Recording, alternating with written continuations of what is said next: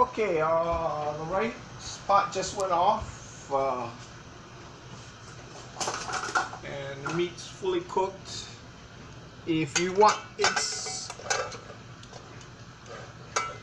as you can see, it's fully cooked. It left a nice, you can see some caramelization on some of the pieces at the bottom of the pot. You can drain the fat if you're trying to reduce the amount of oil in this dish. You just pour it out and then leave the meat behind. But since I'm more of a keto diet, I need the fat from the meat. Okay, so all you need to do is add some liquid to this. You can use plain water. Okay, or what I done previously is I made some vegetable broth, and I'm just gonna pour some of this inside. We just want to get the liquid up.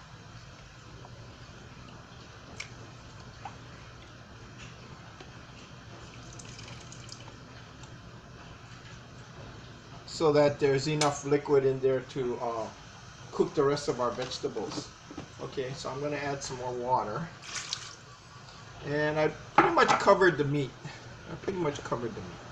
Okay, so we turn the rice cooker back on heat. And if you have fresh vegetables, fresh spices, go ahead and add it in. This is for curry. It has a lot of spices in it. Okay, if you're doing an Indian curry, even more so, they throw in a lot of spices. Chili peppers, any vegetables that they have. So I have a selection here. You can omit whatever you don't care for. So I had some carrots. Normally I don't cut it this small, I cut it larger. But because these are carrot sticks and from leftover from a salad bowl, salad selection dish, I just cut it up. So I'm just going to add it, and then I cut up some white onion, and then I had celery stalks that I cut up, and then I just happen to have some fresh basil, okay, sweet basil. So I'm just going to add some of that.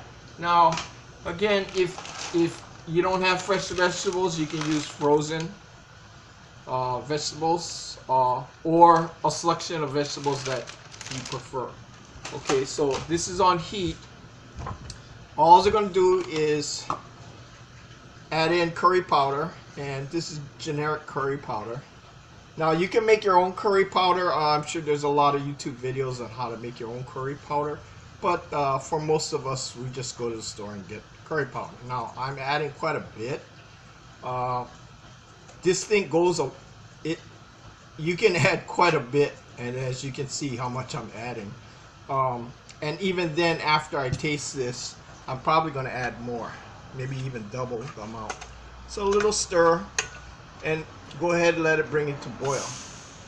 Now what we're going to do is, after this comes to boil and the vegetables get tender, we're going to taste it, salt and pepper if you need, and then of course, in my particular case, you're going to add more curry.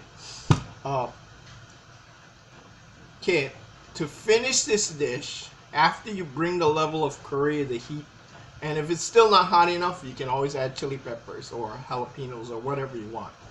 Okay, and once it gets up to the heat level that you like, the spiciness, and you have enough curry in there, what you're going to do is, just before you consider it finished, you're going to add cream to it. Now, most curry dishes have some kind of sweetener in there, like the Japanese typically use honey, Thai use coconut milk, and then the Americans tend to use just plain sugar and cream.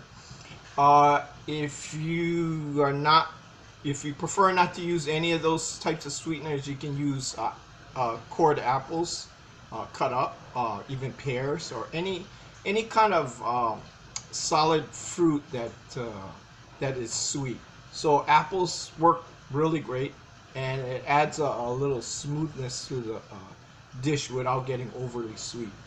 You can use honey, um, and then to smooth it out, if you're not using coconut milk, you can use evaporated milk.